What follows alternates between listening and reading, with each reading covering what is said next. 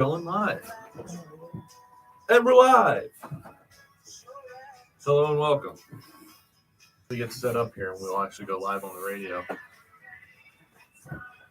Wait, I want to look like I'm serious. Well, right now you're not on the camera at all. Oh, I wish I was tall.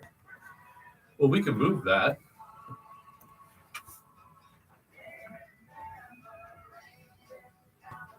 You can tilt the screen down a little bit. Oh, you're so smart. There we go. Perfect. Hey. There we go. All Excellent. right. Let me pull out everything I need. One sec, folks. We're getting ready here. Oh my God, we're 2 minutes late. Oh no.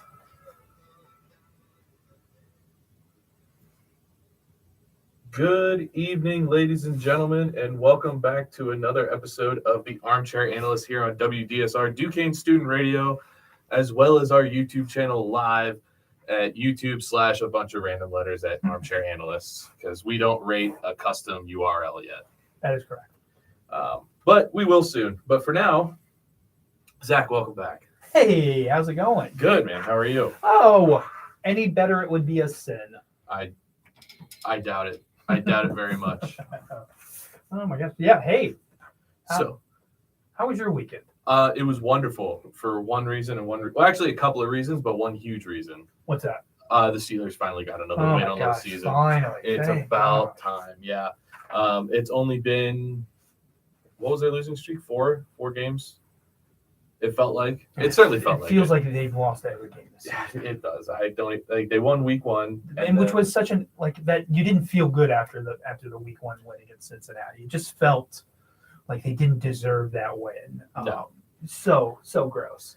Yeah. Well, did they deserve this win? I mean, 20-10 over New Orleans. Yeah, and with a couple bad, they could have hit that. They could have finally surpassed that 20-point mark. But and we'll get into it. But that Matthew Wright missed two, give me field goals. It should have been 26-10 game, which is it's good. That's what you're supposed to do. You're supposed to beat less talented rosters in the NFL. And yeah, I would agree with you that the Saints are a little bit of a less talented roster. Yeah, they have our favorite punching bag, Andy Dalton, is their quarterback. Right. Our defense loves to remind Andy Dalton that he's not very good at his job. It was I forget what it was. It was a couple of years ago. The Steelers started out, I think, they were 0-3. They just weren't looking very good. It might have been the year Ben Roethlisberger got hurt. So it was 2 years, and they played Andy Dalton in a Monday night game in Pittsburgh. And I went to the game. It was week 4, and I'm pretty sure James Conner was still on the roster. And I watched that defense just hit Joey. It was so cool. Like watching a quarterback just give up. Like I've never seen that live, but you could just tell like he was just so done and over the game because he just kept getting hit. Yeah. And I kind of felt like that happened on Sunday. Yeah, I would agree. So like again, Andy Dalton's one of our favorite punching bags, and it was nice having a Steelers defense actually act like a Steelers defense again. Right. We got a lot of pieces back. TJ Watt made a dramatic return. Absolutely. And he did great.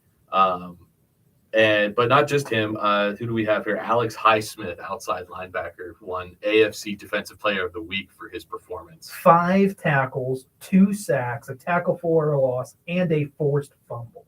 Which is awesome. That's excellent. That's excellent. So let me ask you this, Tim. So you pay. That defense is the number 1 most expensive defense in the NFL. Do you pay Alex Highsmith? Like he's got a command. I mean. You didn't pay Bud Dupree. That was the right business decision. He's been, he's had an okay career, but when you have so much coverage getting, so much blocking is going towards TJ, so much scheming is going towards TJ Watt. That other, rusher is super important. So do you pay Alex Highsmith? I think you do. Yeah, I think Alex Highsmith is proving his worth. And, like, this was his standout game. Right. But I feel like he's never really had a bad game. Like, there was never a game I thought, well, Alex Highsmith needed to do better. Like, I think he's been a consistently solid player. He's in his he's in the second year of his contract. He'll have one more year on 2023, and then on 2024, he'd be an undrafted free agent. Or not undrafted, but he'd be a free agent. and a lot of these guys too are, and you're not seeing it so much with power or pass rushers, but like wide receivers, they sign 4-year contracts, but as they're going into year 3, they demand a new contract. And you see that a lot with special skills players. I feel like you don't get that a lot with defenses though, just because I don't know, they just never seem like that kind of player. Yeah, like I think corners. I think like I always hear, in terms of demanding high amounts of money. I feel like corners have always had kind of that. They are if there was a diva spot on the defense, it would be corners. Corners, yeah. It'd either be corners or safety, some kind of defensive back. Yeah. Linebackers, D-line, you don't see it a lot because they understand that they're a unit, not a single one of their positions can't be replaced tomorrow. But yeah, so I say eventually, like, yes, pay Alex Highsmith. Yeah, he's worth it, and it frees up TJ Watt again because now they're okay. So they blocked TJ Watt on one side. Well, that just leaves Alex Highsmith, who's a good outside linebacker, to come through the other side, and then vice versa. Are you really going to try and leave one of those guys unguarded? So yeah, huge breakout game for a breakout game. I think it's a breakout game for the world, but I think if you've been watching Steelers this year, you've seen the kind of hustle, and like he's been kind of a lone bright spot for the Steelers defense, like you said, consistently, especially with TJ Watt out. So I think everybody outside of Pittsburgh, this was a breakout game for him. But he's, and I think up till week 7, up till week 8, he was the league's leading sack.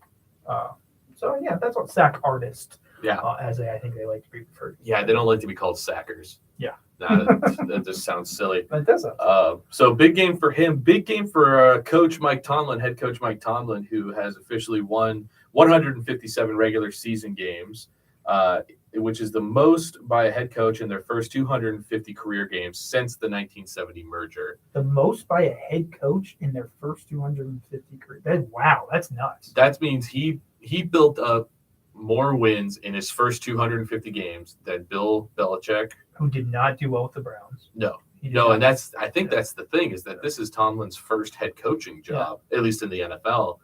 All the other coaches who were in this category and up for like this kind of achievement coached elsewhere on not so successful teams, and then either eventually made it a successful team or moved to a successful team. The only one that surprises me is the biggest surprise to me is Andy Reid, because I thought Andy Reid had like really. Well, I just know him in Philadelphia. It was a successful marriage, other than winning a Super Bowl. Yeah, it was mostly successful. I mean, and again, it was never.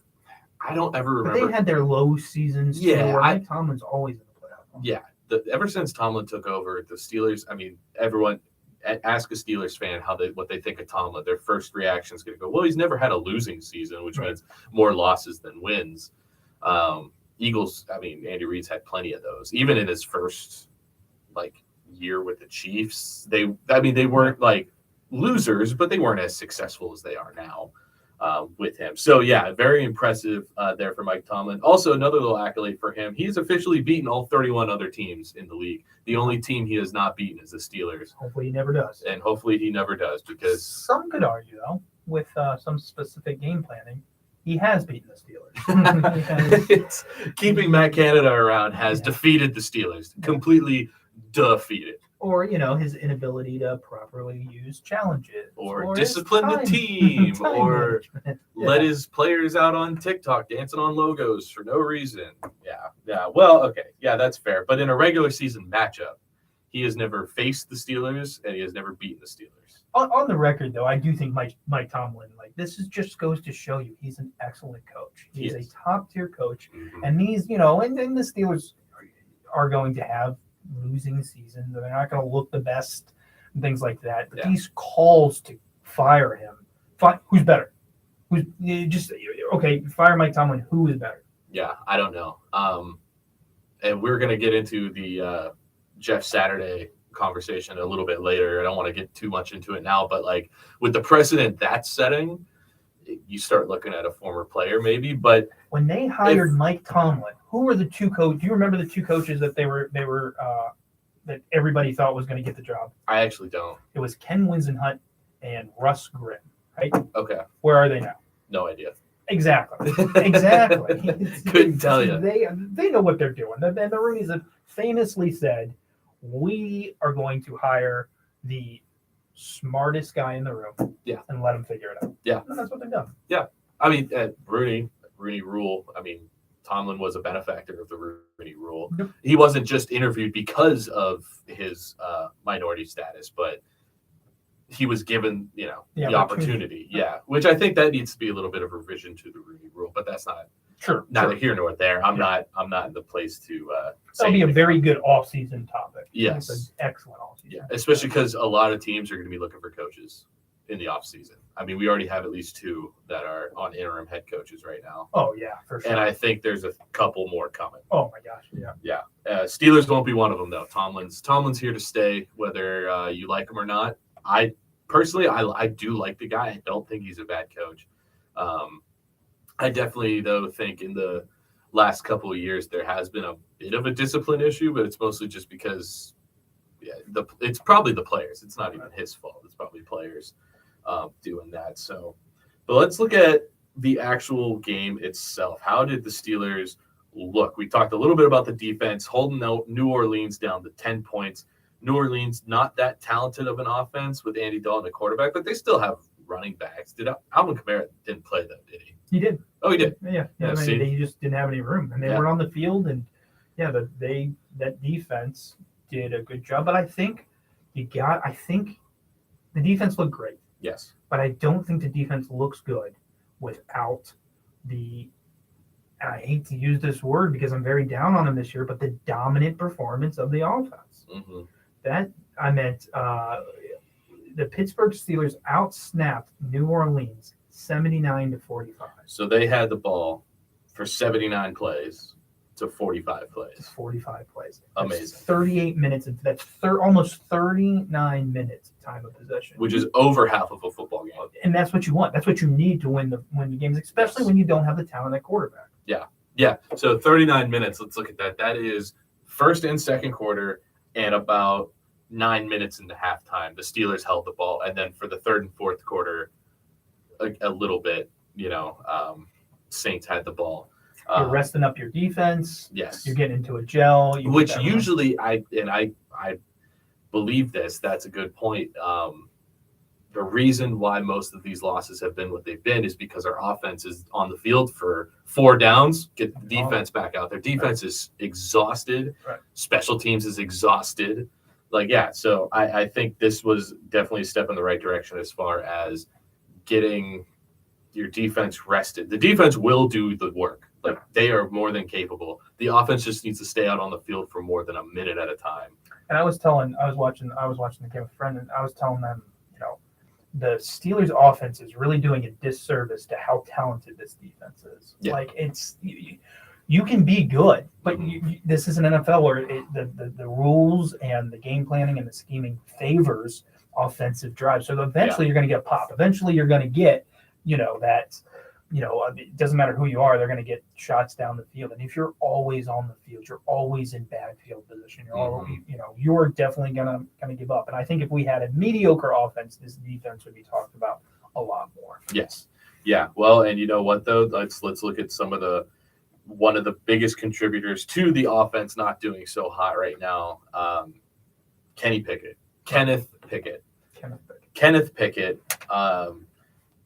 Let's see. Completion rate, not great. Yeah, I believe his season hit so far for the season it's a 66.7 completion rate. Right? Which is a D, which still it's still passing. Right. D's get degrees. You can't spell degree without a D. That's what you said. That's excellent. But what's that? 1,161 yards so far. Yeah. That's not the greatest thing in the world. 2 touchdowns thrown versus 8 interceptions. Yes. That's a big negative. He threw a touchdown on Sunday. He didn't throw a touchdown. They rushed. They rushed all their touchdowns.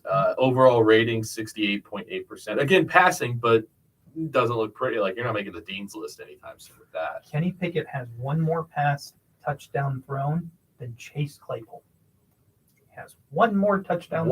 That's true, which is why we got rid of Claypool because the dude's not throwing enough touchdowns. Apparently, That's what it is. But hey, you know what? You know what you do when you have a rookie quarterback, and I am reserving judgment. Yes, I'm not trying to bury Kenny. I just want it to be known right now he's not doing the best stepping in. I am a firm believer that Mitch Trubisky should have finished out the season. I think you should have just let Kenny sit. I get the fans were calling for him and all this stuff, but he clearly wasn't ready. Like, he wasn't like Joe Burrow, who just waltzes out onto a field. Joe Burrow didn't have a good rookie season, correct? No, because he broke his leg. Yeah. Well, he broke it in his rookie season. Yeah.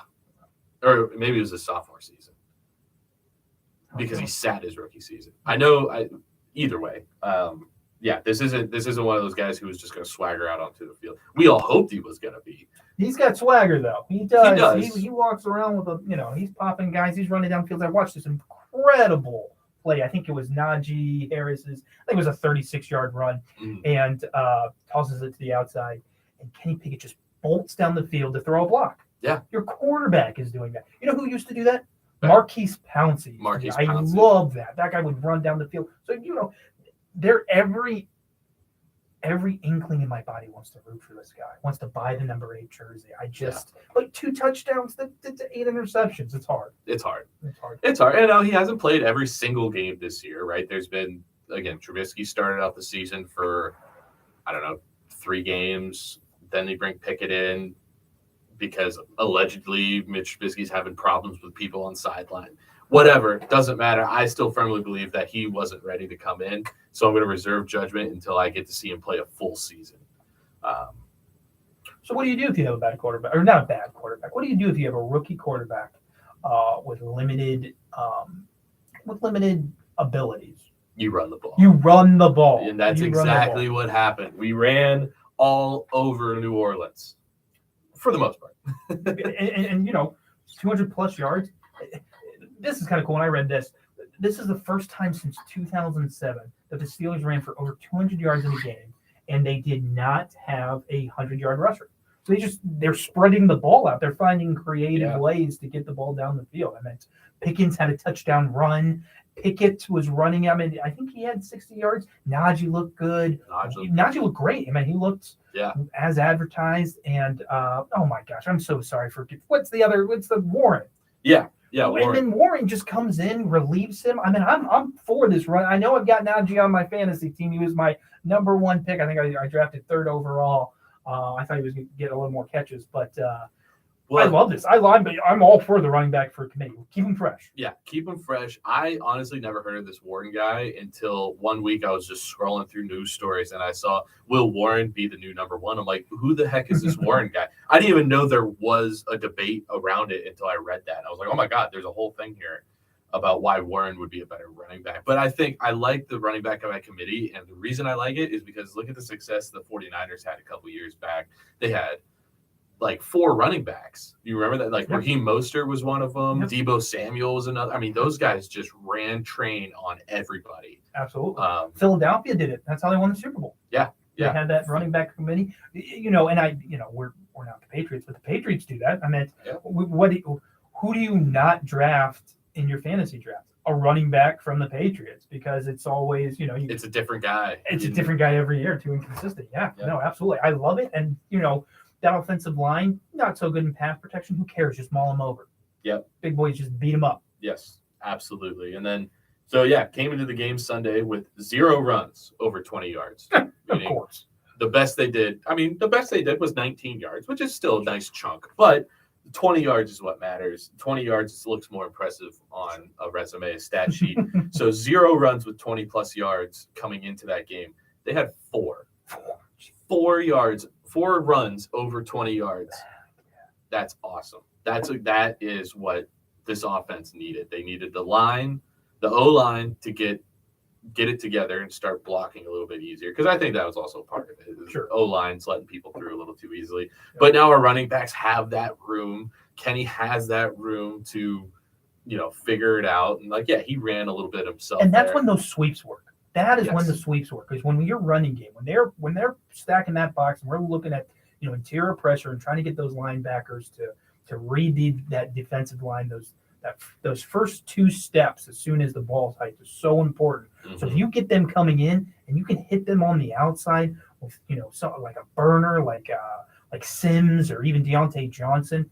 Those sweeps that we love to call. That starts working, and that's and that's why San Francisco, or the 49ers, that's why they have success in that, because you have to respect the middle of the field. You have to respect the trench warfare, and the ability for running backs to create that separation after getting the ball. Yeah, absolutely. So, offense was on fire. Deontay Johnson had a nice 36-yard catch, longest grab of the season for him, showing his worth. Again, I still would have traded him over Claypool, but I'll let it go. He's, as long as he keeps doing stuff like that, I'll let it go completely. I thought of you when I watched the game. Yeah. When he caught the ball after the first yard, to get the first down, and ran backwards and then we ended up being second. We almost had to punt. Thank God. I think it came down to a fourth down with Kenny Pickett's QB sneak. But I thought, I was like, oh my God, Tim's right. Yes. I hear him in my head. Yes. I told you Claypool would have caught that and ran forward. Claypool would have jumped over 4 people to get that first down. All right. So we already kind of talked about defense a little bit. Another big important stat was 10 first downs to 28 first downs. That is the best stat. That's best stat. All you need to know about this game. 28 first downs. That means you had the ball. I mean, between that, the time, Steelers just didn't give New Orleans a chance to get back into this game. I mean, they were never out of it, but we made it about as difficult as possible for them to get into this game. And when you were watching the game, did you get a sense maybe, because it was tied going in the half, or it was close in the half. Mm-hmm. In the third quarter, they came out towards that, game was kind of over, right? It just felt like it wasn't a blowout, but the Steelers controlled it. Yeah. You knew they weren't going to let, and you knew New Orleans didn't have the firepower. Yeah. Well, I'm a scarred Steelers fan, so tied at halftime, coming out of halftime, I said, well, how are they going to screw this one up? How are we going to blow this game wide open in favor of New Orleans, and Andy Dalton's going to have his revenge? 3-17 against the Steelers now. Andy Dalton is, by the way. Yeah. So 20 games, 3 wins. That's all he needs. You mentioned a little bit, or maybe this was before we went live. Matthew Wright, the kicker. Matthew Wright did everything wrong. Did nothing right. He did nothing right. 2 for 4 on field goal attempts. And that potentially, that kind of performance, potentially, if this game was tied 2020. Just pretend it was tied 2020 fourth quarter, last second kick, and I can't trust this guy to make it. He has a 50% making rate on kicks. I don't trust him. I think one was a 46er, one was mid 30 yard. Those are mid 30 yard. That's practically an extra point. Made the 46 yard. I think he made the 40. I think he was more disappointing when they were closer. Yeah. Did you want it? It was not good. It just, oh my gosh, it just hooked left. Yeah. Now look, kicking is not an easy gig. All right. I'm not going to sit here and say I could do it, but he definitely looked like he underestimated those close kicks. He was just this is just a little chip shot. And then he just chipped it and it hit his toe or something and flew left.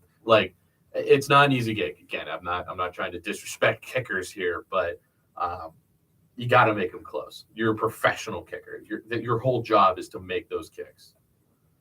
It's all you do. The NFL is going to eventually evolve, and either they're going to have players like a safety or a wide receiver like Chad Johnson, formerly known as Ocho Cinco. Formerly known as Johnson. I thought he changed his name. No, he did. It was Johnson, then Ocho Cinco, then back to Johnson. Okay. Yeah. I was just making fun. Number 85 for the former Bengals wide receiver. He could kick the ball. He could kick the ball. You're going to get one of these Belichick guys or one of these, So you think they're going to get rid of kickers, the position?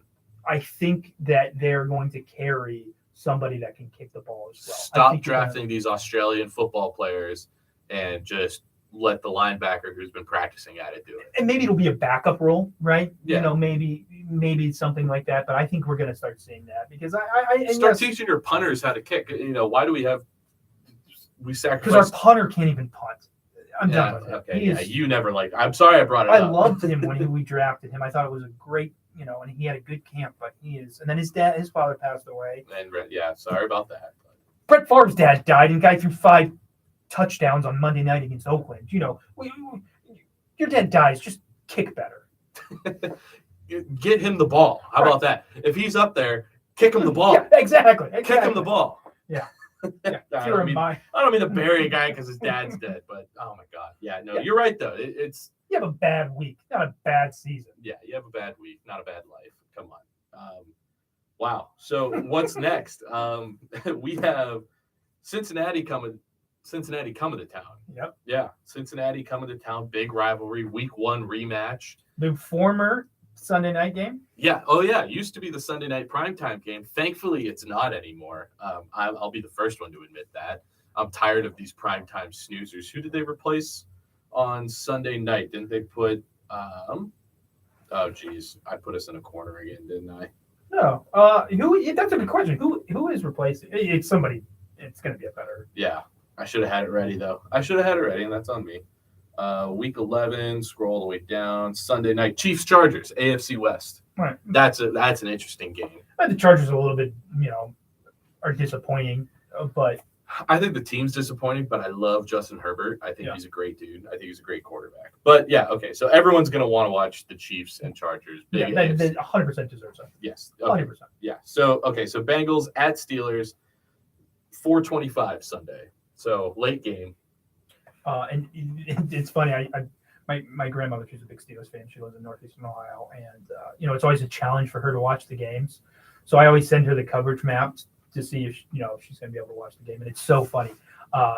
There's a small section of northeastern part of the United States. It's like PA and Ohio, and the rest of the game or the rest of the country is going to be watching. I think it's Minnesota. Who else is that? Oh, it's Minnesota Cowboys. Oh yeah, I'm excited for that one. The rest of the world is going to watch that game. And, we're going to watch. Yeah, our little section, and that's okay. Yeah, that's what we need. Apparently, both teams have agreed to wear their color rush uniforms too. Yeah, for us, not even a Sunday night game. I wonder if they made that decision before they got flexed out of Sunday night. Yeah, most likely. But yeah, I feel like the NFL there's so much money in that uniform stuff that that's not debated. Yeah. And I think, and I don't know where I get this idea from, and maybe I'm completely wrong, but I feel like you have to tell the league what uniform you're going to wear so long before the game. So when they said this would be a perfect Sunday night, hey, Cincy, let's both wear our color rushes, and they were like, hell yeah, let's do it. And then at the last second, they get flexed out to Sunday afternoon instead of Sunday night. They're like, well, wasted that opportunity. I had TJ Watt's rush jersey. I used to have Antonio Brown's. Yeah. I think I still do. Yeah. It just doesn't fit anymore. I was younger. I was much younger when Antonio Brown was actually worth buying a jersey for. Antonio Brown. Yeah, that guy's that's an off topic. That's an off season discussion we need to have. Is what happened? What happened to AB? Right. Absolutely. I can't wait for that discussion. That's going to be a fun one. But good news, Steelers are 7-1 in their rush uniform, so this might actually work out in our favor. So the Cincinnati, I believe, and I can't say the guy's name, Awaza, their corner. Okay. Number one corner, I think, is out. Azadabadaba. Yeah. Awaza, get an easier name to say. And then they have Jamar Chase. Yes. Is also going to. He's still on. I think he's on IR right now, but he's out. He's missing a couple games. Yeah. As well. So that. You never. I don't care how deep the rivalry is. You never want to, hope for injuries, and you want to play their best when you're at your best and things like that. Mm-hmm. However, when you're looking at the barrel of your first losing season, we'll take any advantage we can. Any advantage when you're sitting at 3-6, and the former Super Bowl runner-ups are 5-4. Yeah, the AFC champion, the current AFC. The AFC champion, AFC North champion. So, that's coming up Sunday, and I think we spoke last week about the New Orleans game being the turnaround game, right? The Steelers have gone 2-6 before under Bill Cowher. Then they get a bye. Then they come back and go 6-2. Yeah. Is that what's happening again? In some senses, I've watched Joe Burrow at his best, and he has the ability, and the Steelers have I think Mike Tomlin, this falls on Mike Tomlin because he is a defensive coordinator or coach. Mm-hmm. I've watched him tear up that Steelers defense here. I mean, I watched him last season just dice it up. We struggle against excellent passers. Yeah. Right. And look at this season. Jalen Hurts tore us up. Mm-hmm. Josh Allen tore us up. Yeah. So these excellent passers have that ability to do that. So I even without his homeboy, his LSU buddy, and that changes it. Yeah. Because you've got, you still have Higbee or Higgins. Higbee. I mean, yeah, you got Higbee's at. You got Higgins. You have and Tyler you still Boyd. have Joe Mixon in the backfield, who we watched. We watched him score 6 touchdowns like 2 weeks ago. Right. On Jacksonville, was that the Jacksonville game? I think. Yeah, and they're coming off a bye too. Yeah. They're coming off a bye, so that extra rest, that extra preparation. Yes. But you're playing in Pittsburgh. You are playing in Pittsburgh, and I don't care what they say. When you hear that Renegade. Oh my God. That's and it's going to be. It's Cincinnati weather too. Yeah. But it's just something different about this city, and when that snow hits. Acrisure Stadium just hits different, and I put if you can't see me, I put air quotes around it because it will always be Heinz Field to the people of Pittsburgh. It just won't legally be Heinz Field on commercials anymore. But it does. It hits different. Renegade by the Sticks comes on right at the beginning of the third quarter, fourth quarter, whatever. It is a whole different atmosphere at that point. You're in trouble, especially Cincinnati, who comes, at least once a year into Pittsburgh. And they're saying that, the word on the street was, Minka got hurt this past game. Yeah, appendicitis, actually. They called him, it was hard to, I think Cameron Hayward said, he gave a funny quote, like, we couldn't tell because he was grumpy, but that's Minka because he's always grumpy. So I think Mike Tomlin backed that up by saying, yeah, I like my grumpy players. You should always. So, but they're talking, he might come back. Yeah, well, and appendicitis is, I don't know if you've ever had appendicitis. Neither have I. I lied to an employer once and said I did, so I didn't have to go to work. Hopefully they don't ever hear this, but that's fine. Actually, I'd be okay with it. They weren't that good anyway. I hate you, Wally Armour. Yeah. I've never had it. I still have my appendix. At this point, I just want it out because I don't ever want to have appendicitis. But apparently it's like not that big a deal. Like you're usually back on your feet, especially if you're a healthy guy like Mika is. You're on your feet in a week. I mean, you're probably on your feet in a couple of days. You're working out in a week, unless the doctor's going to be like, oh, you're going to pop your stitches or something like that. But I would love to have Minka back for this game. He is just another piece that makes his defense so dangerous. Absolutely. And, and he had such a big game against them in the first week 1. Yeah. So to have him back, but you know what, that guy that replaced him, I love that. And we finally got Contazy Davis or whatever. Yeah. Oh my gosh. He had some miscues. He had some, I believe there's a couple blown coverage, but he was there. And you see why we picked him up. And I agree with that. He's the perfect backup. He's the perfect backup because I love this safety. I love our safeties. Yes. I've loved the safety position since Troy Polamalu. Yeah. And who redefined what a safety can do. Yeah. Absolute legend. But all right. So I think that's pretty much it.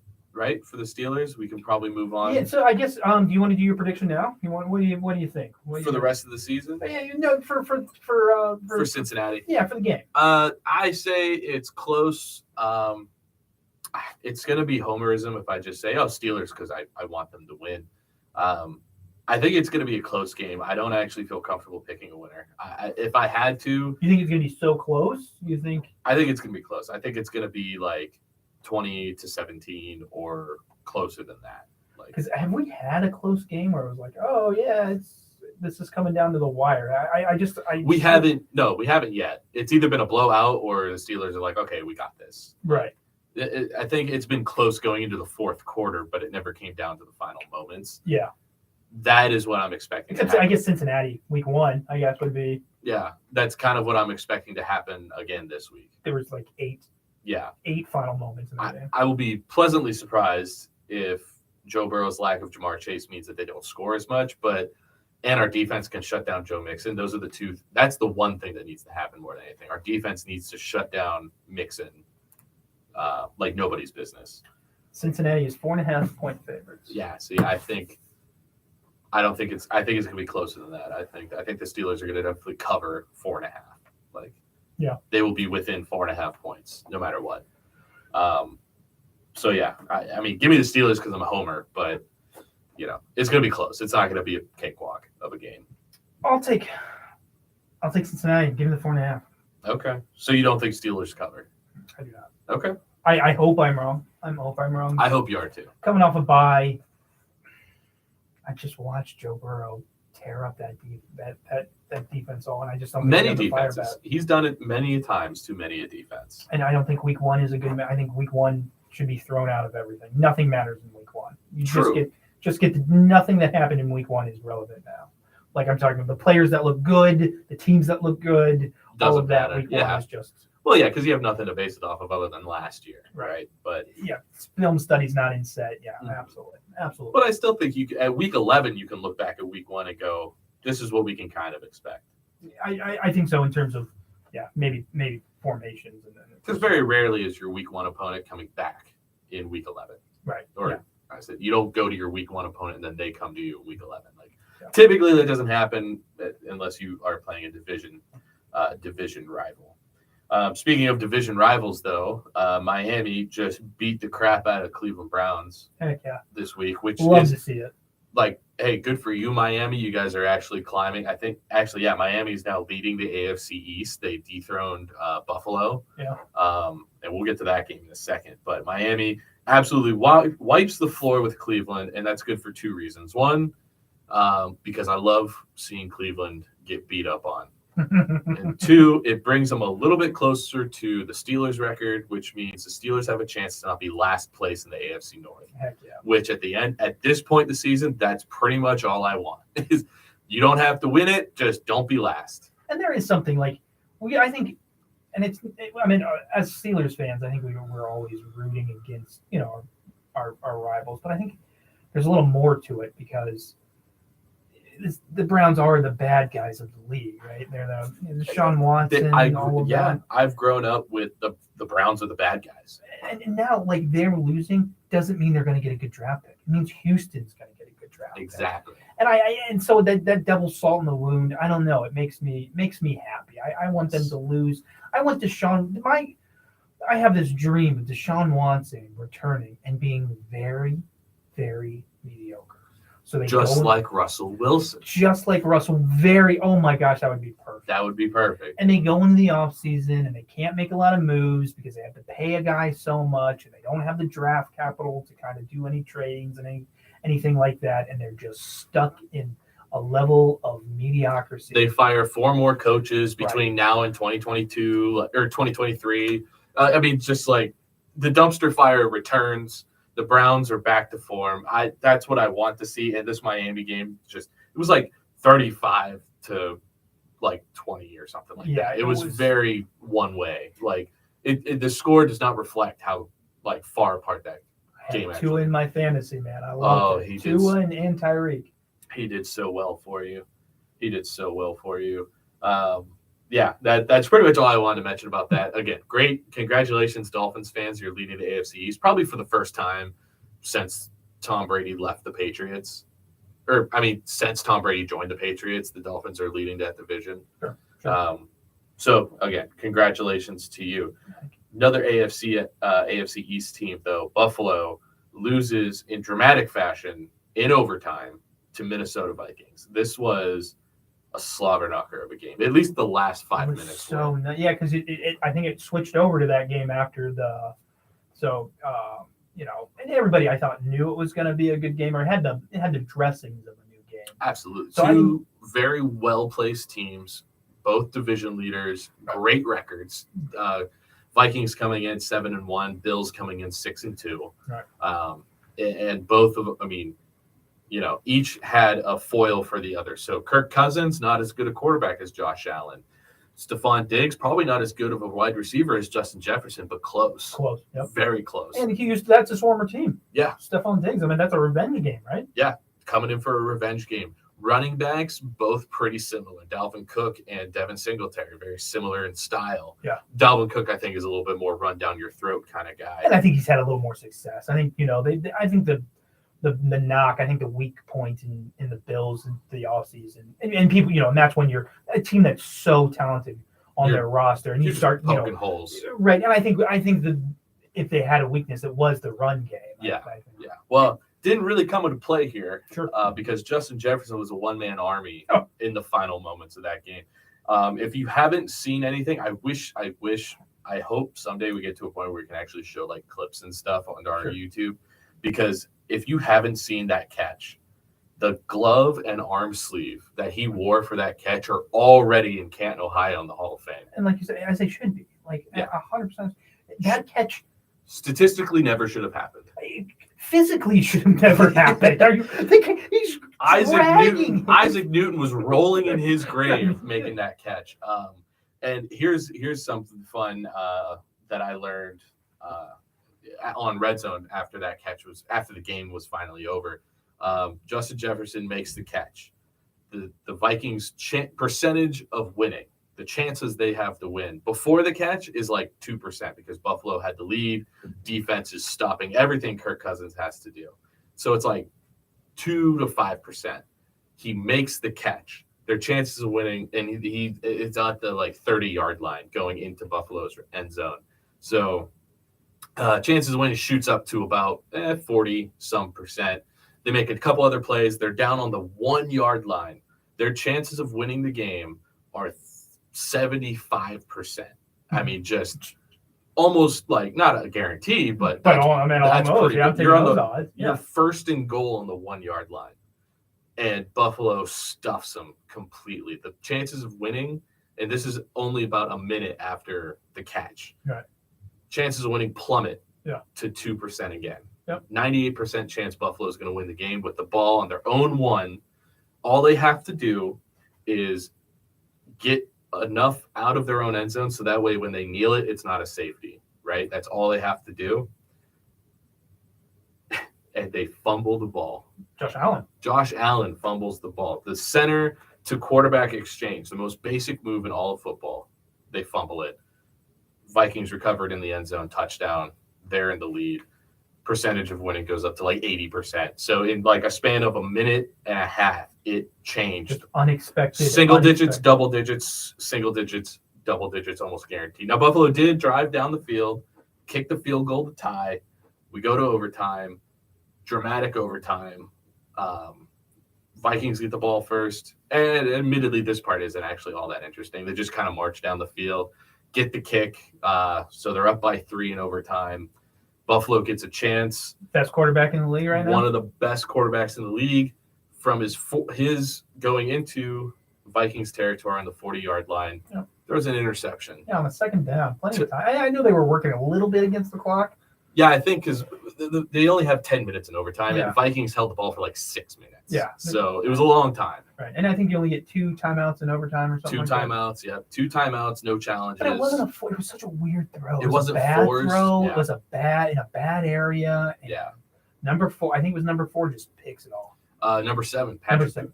Oh, that's right. It was Patrick Peterson. Oh, my gosh. I can't believe he's still in the league. Yeah, old vet. Yeah, old vet Patrick Peterson. Great guy. Definitely deserved. Big guy. I didn't realize how big that dude is. The dude's monstrous. Yeah. Only guy I feel like who could really hold his own against Randy Moss. Yeah. Yeah. So, I mean, this was an absolute – I hope the replay is up on NFL's YouTube channel soon because I will watch that game again without the commercials, of course. Loved it. Game of the year contender already. You know what wasn't game of the year? What's that? The Colts versus the Raiders. Yes, the Las Vegas Raiders lose in incredulous fashion. They are, and I'm sorry, Raiders fans. I know a couple of Raiders fans that are very near and dear to my heart. Oh, what? Are they listening to the show? Maybe. I don't actually know yet. It's cool if they're your friends that are Raider fans can get this show in jail. That's cool. So funny enough, neither of them are in jail. I can confirm that. One of them worked. Then they're not true Raiders fans. Well, one of them worked in a jail. That's probably where. That's probably where he got it. Yeah. But he so Las Vegas loses in just Raider fashion. I mean, you go up against a team that just fired its head coach. Right. Hires a former lineman, Jeff Saturday, who admits that he knows nothing. Yeah, admits that he's like, hey, I'm probably not the guy to do this. Right. But Jim Irsay asked me to, the owner of the Colts asked me to, so I'm gonna. Right. And there was a whole controversy about it. Like, if you're tuned into the sports world, you know the whole controversy. Former coaches are upset because some of their buddies didn't get the opportunity. Do that for media, and Bill Cowher was against it. Whether they actually feel that way or not. Right. Personally, I don't know, but I hate the fact that they went on television and spouted it because Jeff Saturday is a good dude. He's the one who ended there was going to be a strike Yeah. while he was in the league between the Players Association and the NFL. He sat down at the table with the executives of the NFL and said, let's make a deal. Here's our terms. This is how you know Jeff Saturday was successful in the NFL, because I don't know the centers for all the teams. I know who Jeff Saturday is. Exactly. We know who a lineman is. There's Right. only like 4 linemen I can name off the top of my head. Right. Marcus Pouncey, Alejandro Villanueva, Jeff Saturday, and actually 3. Those are the only 3 like right now I can name. Centers? Not even centers, just Oh. O linemen. Oh. Yeah. I bet you could. I bet you could. If I sat here and thought about it, but I'm thinking like on top of your head, yeah. the 3 most famous linemen in my world: Yeah. Jeff Saturday, Alejandro Villanueva, and Marquise Pouncey. Those are And Joe Thomas. and Joe Thomas. There's 4. Yep. Thank you. But yeah, so Saturday's Colts beat Las Vegas Raiders. The Raiders couldn't even beat a team that doesn't have a coach. Do you think? And here's what I said a little bit earlier, saying that like we have a lot to talk about with interim coaches in the offseason. I think the Raiders are going to fire their coach. Word on the street, and I got this as we were getting in here. Yeah. I was reading that the rumor is, and that's all it is, Mhm. is that the Raiders they're cash poor, so they can't afford to have 2 head coaches that they're paying, Yeah, and hire a third one. I see. So that the rumor is he's there till next year. Oh boy. Well, long day for Raiders fans. And and all the bad stuff that's happening to who's the coach? Shoot for the Raiders. Gruden. McDaniels. Oh, McDaniels. He deserves all of it. Yeah, I mean, well, he's I'm not that saying guy. he was a good guy. Yeah, Yeah. no. And it's something about Raiders that just attracts. He's not a very good coach. Gruden going on with his emails. Right. You remember that? It's a bad time over there in Vegas, which sucks because I love Las Vegas, not the team, the city. I've been there a handful of times, and I would love for this team to be successful so I could justify taking a trip to Vegas and going to watch a game when the Steelers eventually make their way out there. But Yeah, that would be cool. I want to be in that. Yeah. I have no desire to go to Vegas, but I really want to see that. Dude, I love Las Vegas. It's so much fun. You should go. But And I think the most important game what an underrated game, and I say this just for Steelers fans, is you got to keep watching Chicago. Yeah. Got to keep rooting for them to lose. yeah, got to keep rooting against Chicago. They have the 35th pick. The Steelers have the 35th pick in the draft because I forget which team it was, but one team was docked. I think it was, I forget which team. But so there's not 32 picks, there's only 31 picks. Mhm. So right now, get the 35th pick. Yeah, The which is 35th awesome. pick. Which is awesome. Like Right, that it's- looks all kinds of good for us. Oh my gosh! Yeah, That would make it our you can trade up. That's- You can do weird stuff with it. You can package that 2nd and 5th, and you can get you can get late in the 1st. You can package your 1st and your 2nd. I mean, there's so much to do with that. draft capital is so weird to me. Like I love it, and I love the idea of being able to be like, okay, I have this, I have that. Okay, so if I put these picks together, it equals basically this round pick. It's a whole mumbo jumbo game at the end of the day, but it is great to watch the pick that we got for my personal favorite receiver just keep climbing and climbing and climbing. Hopefully they do worse than Green Bay, but I don't think they actually will. I think. Wait, why do you want them to do worse than Green Bay? Because of my bet? Well, no, because Unbelievable. because Green Bay also offered a 2nd-round pick Oh, that's for right. Claypool. Yeah. But we took the Bears one because we thought they'd be worse. So you want Green Bay to do better? Yes, I want Green Bay to do better than Chicago. I want Chicago to do worse than Green Bay. Because if Green Bay ends up doing worse, then we should have taken that pick. But Yeah, it's hard yeah. to tell with Aaron Rodgers. So we kind of leaped a little bit into our next topic of conversation here, which is what are the AFC playoffs going to look like?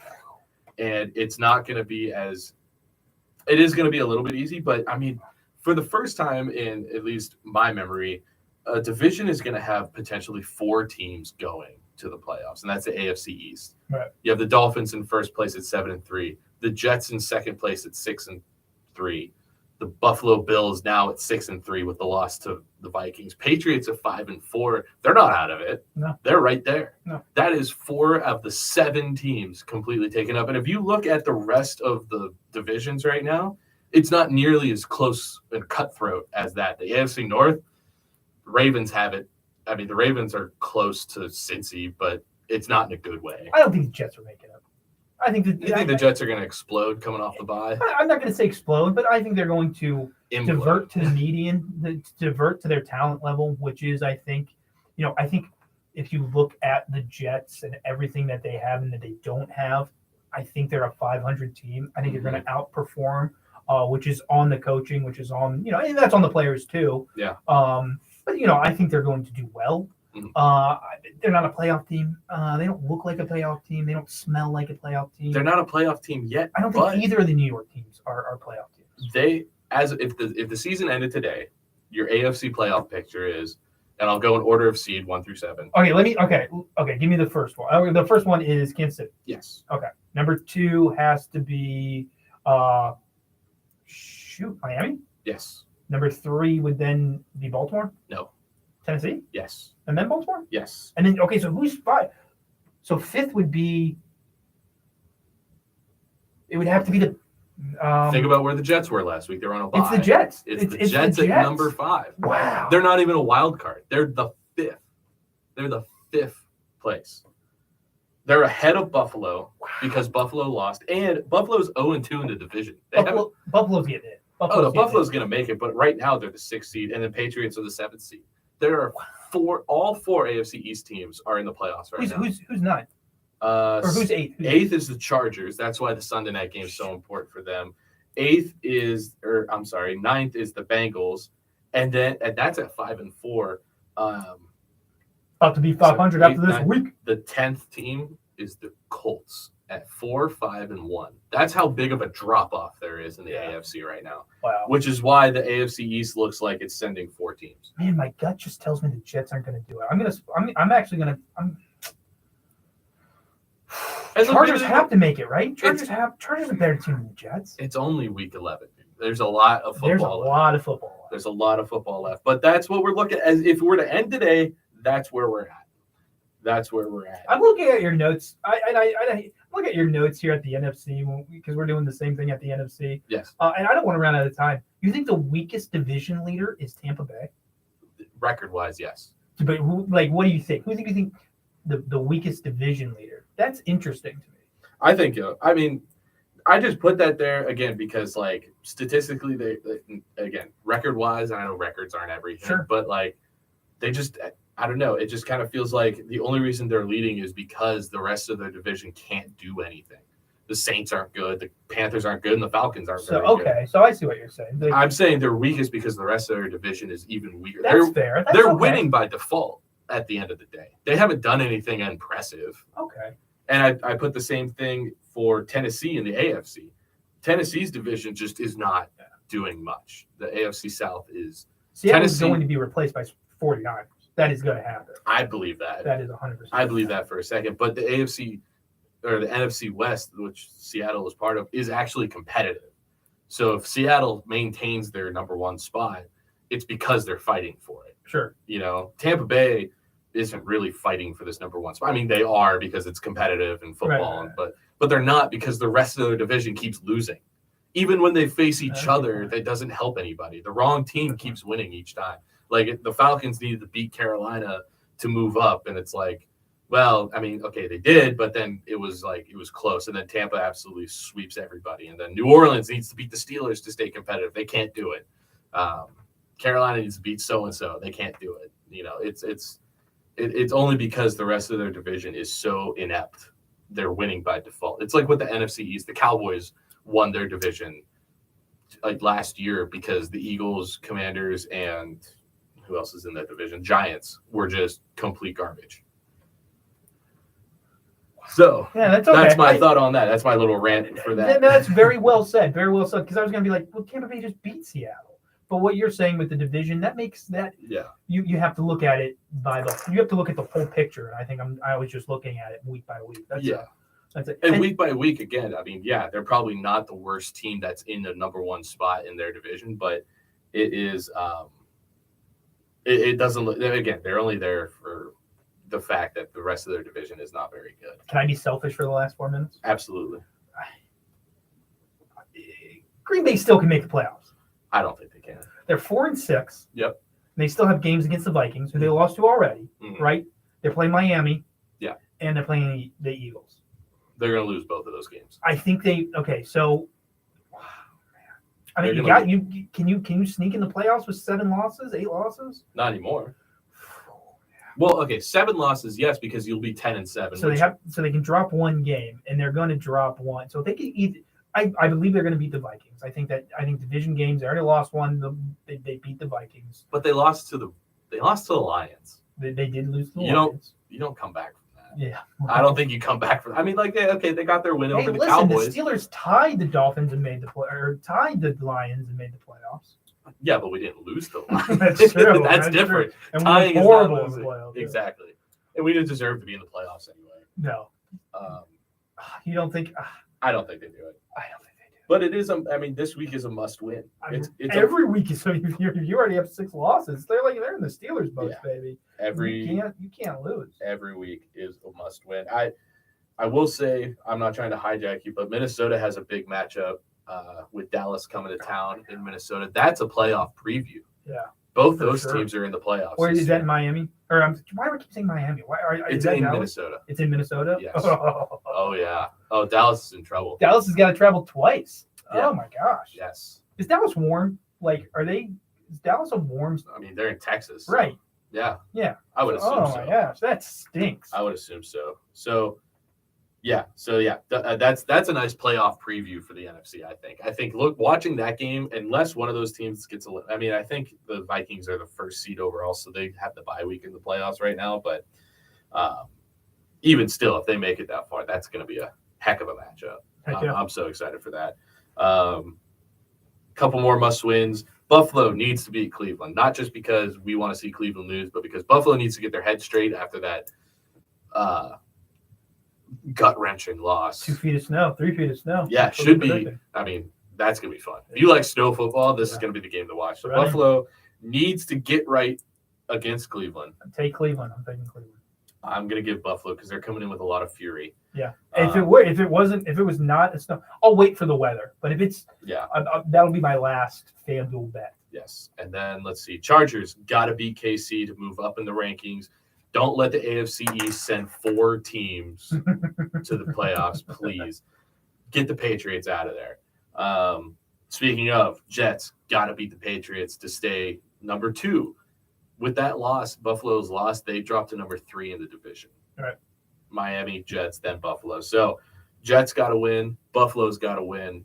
Miami's got to win. And then let's see, Arizona. I'm going to swap over the NFC real quick. Arizona absolutely needs to win on Monday night against San Francisco to stay competitive in the NFC. San Francisco needs to win to potentially take the lead. Yeah, they are the team that's going to do it. Yeah. That's San Francisco. They're just too good. They just look too good. Shanahan's too good. Yeah, I do. San Francisco. The only reason why I ever want San Francisco to lose is because they're way too close to the Steelers' record of most Super Bowl rings, which the Patriots have already tied. So whatever, I guess. But why have another team share the spotlight? You don't want that. Any last minute thoughts? We do have a couple of minutes because we started a couple minutes late. Excellent. Okay. Yeah. I guess no, just if you're in the Pittsburgh area, man, get your towels out. Go to that game. Let's make it. Crowd noise does matter. Let's make it as hard. Get in Joe Burrow's head. Cool Joe Burrow. Yeah, cool Joe smoking cigar. Oh man, I can't wait to watch him lose. Yeah, I hope so. I'm going to take him. I'm going to put the money down. Last little bit with our last couple of minutes. First of all, happy early Thanksgiving to you, because we're not going to be here next Wednesday. We're both going home for Thanksgiving, so neither of us. Yeah, the school's closed. Well, yeah, the school's closed. I don't really care. We have access to get in here. Yeah, you're right. But we'd much rather be home for this holiday, and there's nothing better than watching Thursday night football on Thanksgiving without having to worry about what am I gonna? Yeah, in my household, it's in between the fighting, right? So you have the family members are fighting, and then sometimes I'll be able to watch the sport. Oh, see, wow, that sucks. I'm sorry. Oh, it's fun. It's fun. Oh, okay. Plenty of TikTok material or Snapchat material. Fun fighting, cool. Mine is just we just sit around and eat till we can't move, and then watch all the games. So, hey guys, make sure you subscribe to us on YouTube. It is definitely we're getting more into that. We're going to start. I think we're going to start doing maybe exploring on some other platforms as this gets going as we get into the season. So, but make sure you follow us on YouTube. If you have any questions, you want us to talk to somebody or have a Talk question, about. anything you want to talk about, email us, right? Yeah. Tim, what's your email? It's Armchair Analysts, T&Z@gmail.com. That's a long. I should have done a better job. Okay. That's a very long email. We will workshop that one. But leave a comment on our YouTube videos. These VODs upload as soon as we're done. So if you want to leave a comment, leave a comment. If you know either one of us personally, send us topic ideas. We don't really care. Nope. Leave a comment on a Facebook, whatever, which we will work on actually getting a show's Facebook. I'm waiting on the logo to come through. Sure. Yeah, I have the logo ready, getting ready. So subscribe to the YouTube. Leave a comment on the video if you really want to. If not, listen to us on WDSR almost every Wednesday at 6 p.m. Again, not next Wednesday. Have a happy Thanksgiving, everyone. Have a happy and safe holiday. And we will see you back in the chair in a couple of weeks. Back in the chair. That was cool. That was a good transition. Good job. Okay. Bye, YouTubes.